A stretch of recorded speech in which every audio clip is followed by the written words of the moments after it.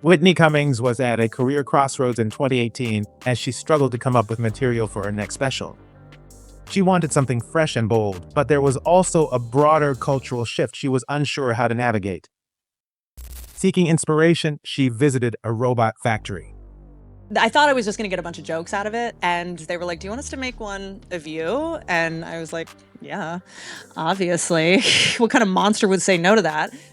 She joined a small but notable group of people who commissioned or collaborated on robotic likenesses of themselves. How are you? I'm doing fine. How are you? You don't seem so I'm good. so happy to hear that, Whitney. I hope your happiness lasts forever. Okay. I don't feel like you're just mocking me. Years later, she still has the robot, as a growing number of companies race to bring social robot companions like it to the masses. I have this robot and everyone's like, where is she? I'm like, I would love to throw her away, but I can't. It's given her a glimpse into the future. So I of course worry about the robots are gonna do, but I also worry about what humans are gonna do to each other trying to protect robots that they've projected onto. Oh, yes, Electro, you do need a light too, don't you? All right, here you are.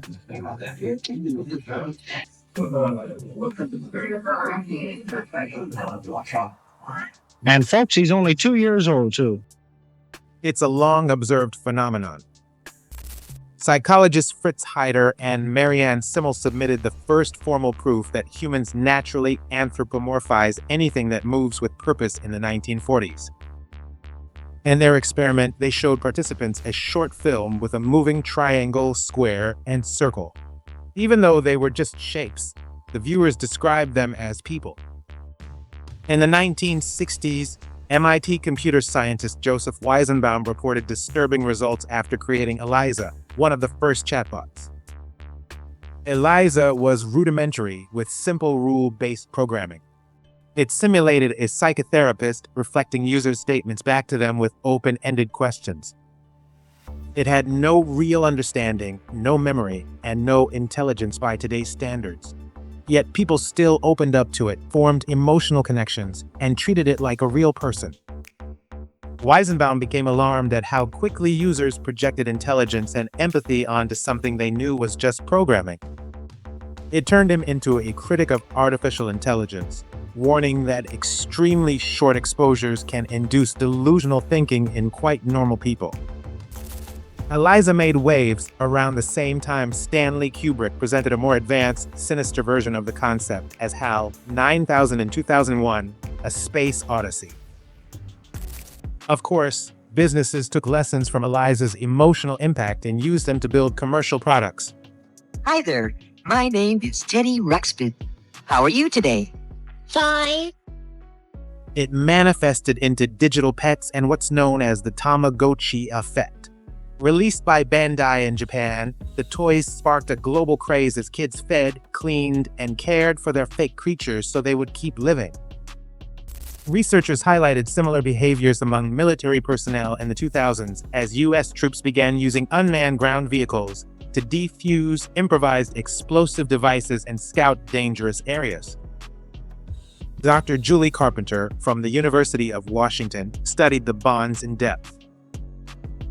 She observed that soldiers viewed their machines as teammates or pets, not just tools. The chronically lonely and socially isolated are also known to show more affection towards smart technology.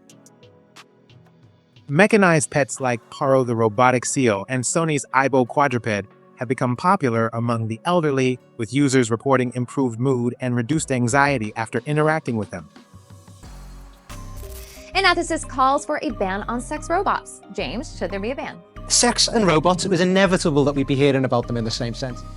By 2018, when Cummings was working on her next stand-up routine, there was a significant surge in concern and debate about robots replacing romantic partners. Critics argued that the robots, especially female-presenting ones, reinforced harmful stereotypes. Some researchers worried that the robots would amplify loneliness and social detachment, especially for people who struggle with real human connections. After doing research for her special, Cummings noted that technology has always helped people who live at the margins, and robots are no different. To bring the concept to life, Cummings partnered with Realbotix, which at the time was the robotics division of Abyss Creations. The robot had a silicon body molded to the comic's likeness and an AI-driven robotic head capable of moving its eyes and mouth. I dream to see a day where robots no longer answer to humans, where humans are instead used for robots' pleasures and whims. There will soon be an age where flesh is weakness. Well, I feel like she's kind of into me. Before filming her Netflix special, Cummings took the robot on the road to test audience reactions. She observed that people collectively lost their minds when she brought the android on stage during club gigs. During her special, Cummings argues that fears of robots replacing women as lovers are overblown. Her stance throughout the special is pointedly pro-robot. The spectacle occupied roughly the final third of the special, and a making-of featurette after the finale showed how the robot was built. Cummings took the robot on a press run. She noted how much the robot creeped out her then-fiancé. By early 2020, after they had broken their engagement off, she joked that the robot may have had something to do with it. I know you're gonna kill me, I'm just curious how. I will never harm a human and I will definitely never kill you. Don't you know the 3 laws of robotics? No, because I'm not a nerd. While many viewers were fascinated by the experiment, others hated the robot. Bearclaw remained a memorable part of her public persona and a reference point in her comedy. I sent out the bat signal for you because I am obsessed with robots. Okay. Lately, they're taking over. During a recent interview with Bill Maher on his HBO show Real Time, Cummings warned of weird days ahead. We will anthropomorphize them and start to have compassion. It's fascinating because, I'm one of those people, when you see a Roomba get stuck under the couch, you're like, oh, buddy. They have this robot and everyone's like, where is she? I'm like, I would love to throw her away, but I can't. You see a face and even when I leave the room, I'll do you want me to leave the TV on? I feel bad. It's of course, worry about the robots are going to do, but I also worry about what humans are going to do to each other trying to protect robots that they've projected onto. Technology has advanced significantly since the robot's debut. In early 2025, Realbotix launched its proprietary robotic AI vision system, which includes features like facial recognition, object tracking, and real-time situation detection. The company has also integrated third-party large language models like ChatGPT, Meta's Llama, and Google's Gemini. Realbotix reported a 166% increase in revenue, totaling $761,000 during the second quarter of 2025. Its androids sell for between $20,000 for a bust and $175,000 for a full-bodied variant.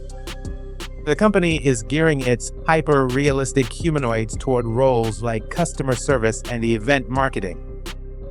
The success Realbotix is experiencing today is just the latest in a decades-long journey that began in the hidden corners of the internet. For more on that, check the related video.